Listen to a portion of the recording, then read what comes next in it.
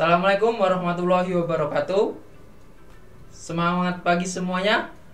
Perkenalkan, nama saya Fatin Muhammad Mahdudu dalam Prodi Teknik Perkapalan UPN Veteran Jakarta. Di sini kita akan membahas mengenai ship machinery, atau pada mata kuliah ini kita sebut dengan Introduction to Ship Machinery. Oke, sebelum kita memasuki ship machinery, kita tahu bahwasanya kapal itu adalah suatu produk, di mana menurut buku Taylor, kapal terdiri dari produk naval arsitek dan marine engineering. Sekarang yang menjadi bahan diskusi kita kali ini, bahwasanya kita bahas dulu apa yang disebut dengan naval arsitek dan apa yang disebut dengan marine engineering. Kalau kita translatasi ke bahasa Indonesia, kita mendapatkan dan sudah diakui di Indonesia bahwasanya naval arsitektur ini bisa kita translasikan ke bahasa Indonesia menjadi teknik perkapalan. Sebaiknya marine engineering ini kita bisa translatasi ke dalam bahasa Indonesia menjadi teknik sistem perkapalan, atau bisa kita sebut dengan teknik permesinan kapal. Sekarang kita tahu bahwasanya untuk membuat suatu kapal itu kita membutuhkan dua fungsi dari bidang masing-masing ini. Yang pertama adalah naval arsitektur dan kedua adalah marine engineering. Sekarang dua-duanya ini kita sudah bahas memiliki similaritas atau memiliki kesamaan dalam bentuk sama-sama membuat suatu kapal. Sekarang kita akan membahas apa perbedaan dua komponen ini terlebih dahulu sebelum kita nanti lanjut ke materi yang selanjutnya. Naval arsitektur itu kita hanya fokus pada bidang halnya, atau di sini disebut dengan badan kapal dan konstruksinya. Di lain itu juga berhubungan dengan stabilitas dan environmentalnya. Sedangkan marine engineering, atau kita translatasi menjadi teknik sistem perkapalan atau teknik permesinan kapal, itu kita bertugas untuk membuat bagaimana kapal yang awalnya cuma ada bodi, yang tentu kita tahu bahwasanya kalau kita punya bodi aja maka kita tidak ada bisa bergerak, atau kapalnya tidak akan bisa bergerak. Oleh sebab itu kita butuh alat atau sistem yang bisa membuat ini kapal bisa bergerak sesuai yang kita inginkan, mulai dari kecepatannya, mulai dari waktunya, dan mulai dari jaraknya kita bisa estimasi.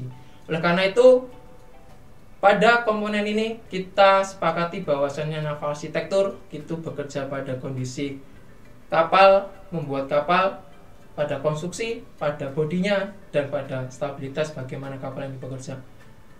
Sebaliknya, marine engineering memastikan bahwasanya semua sistem ada di kapal ini bekerja dan kita merangkainya agar sistem ini bisa berjalan untuk mencapai tujuan kita.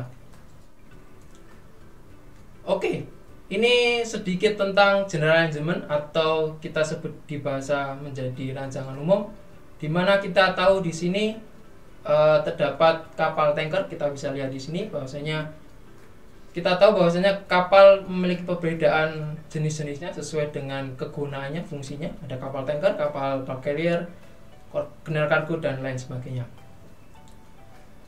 Oke, di sini yang ingin saya bahas mengenai ship machinery atau permesinan kapal, di mana kita sepakati dulu pada mata kuliah ini bahwasanya judulnya adalah ship machinery, atau kita bahasa Indonesia kan adalah permesinan kapal. Seperti halnya kalau kita belajar ilmu fikih di dalam agama ya, terdapat banyak khilaf para ulama.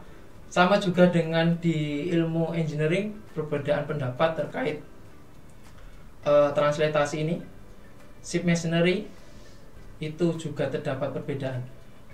Yang pertama ingin saya tekankan di sini, biar kita nanti bisa mendalami semuanya, bahwasanya kita bahas dulu mengenai apa perbedaan dari engine dan juga mesin atau machinery ini. Karena dari dua hal ini kita sepakati bahwasanya nanti kedepannya kita bisa satu frekuensi terlebih dahulu. Oke, saya akan tulis dulu. Kita akan membahas mengenai yang pertama adalah mesin, dan yang kedua versus engine. Karena dua hal ini yang akan mempelopori kita untuk, kalau ini dua hal ini belum kita satukan frekuensi, maka kita belum bisa melanjutkan materi ini. Oke, mesin di sini kita sepakati bahwasanya seluruh komponen yang bisa merubah menjadi teknik mekanika atau menjadi energi mekanika. Sedangkan engine di sini ini berfungsi hanya untuk dari heat energi atau berubah menjadi mechanical energy. Salah contohnya adalah engine ini kita sebut biasanya di diesel engine, maka kita merubah dari heat energi berupa bahan bakar, kita jadikan berubah menjadi mechanical energy atau energi gerak. Lalu mesin ini adalah kita sepakati bahwasanya ini semua bentuk energi yang kita bisa convert into mechanical energy.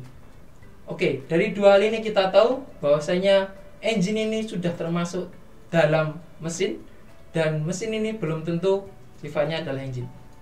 Oleh karena itu tujuan mata kuliah hari ini adalah permesinan kapal, maka kita akan membahas seluruh mesin-mesin yang ada di kapal, mulai dari stern sampai ke bow, dari depan sampai belakang, dari buritan sampai haluan, terkait bagaimana kapal ini bekerja.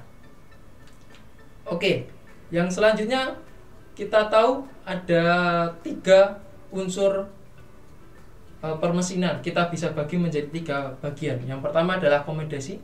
Kalau saya mempunyai suatu kapal di sini, saya gambarkan terlebih dahulu.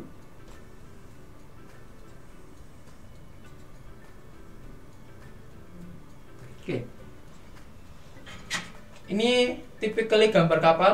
Kita nggak mempelajari setiap detail-detailnya, tapi kita belajar tipikalnya aja secara general. Maka kita bisa membagi setiap permesinan kapal ini menjadi 3 bagian. Yang pertama adalah di sini, ini yang disebut dengan cargo handling.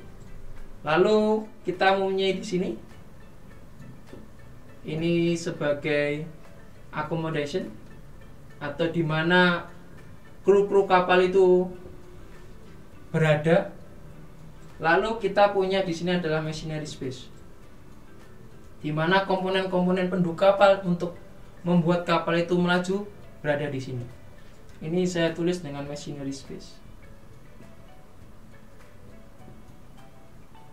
Sedangkan ini adalah cargo carry, atau tujuan kapal itu dimuat. Di sini tergantung jenis kapalnya. Kalau misalkan di sesuai slide ini kita mempunyai kapal tanker, maka yang diangkut adalah liquid atau bisa crude oil, bisa produk oil, tergantung jenis kapalnya. Oleh sebab itu di sini cargo carry-nya adalah berupa liquid, di mana nanti permesinan kapal untuk mendukung cargo handling-nya ini adalah yang berkaitan mengenai liquid. Sehingga ketika ini kapal ini berbeda nantinya, kalau misal saya ganti tipenya, misal saya ganti dengan container ship atau kapal kontainer, maka permesinan bantu untuk kargo keluarnya dan masuknya kargo itu juga berbeda lagi. Seperti halnya di sini yang kedua adalah akomodasi, di mana tempat kru-kru kapal bisa tidur, makan, dan melakukan aktivitas yang lain seperti halnya buang air kecil, buang air besar, mandi, dan kawan-kawan. Itu ada di akomodasi. Dan yang terakhir adalah kita punya machinery space, di mana semua peralatan kapal ada di situ untuk mendukung, mulai dari pompa, pipa, engine, auxiliary engine, shaft, propeller, poros, dan lain sebagainya. Oke, mungkin itu saja, sekian pengenalan dari mata kuliah permesinan kapal. Nantikan video-video selanjutnya. Saya akhiri terlebih dahulu. Assalamualaikum warahmatullahi wabarakatuh.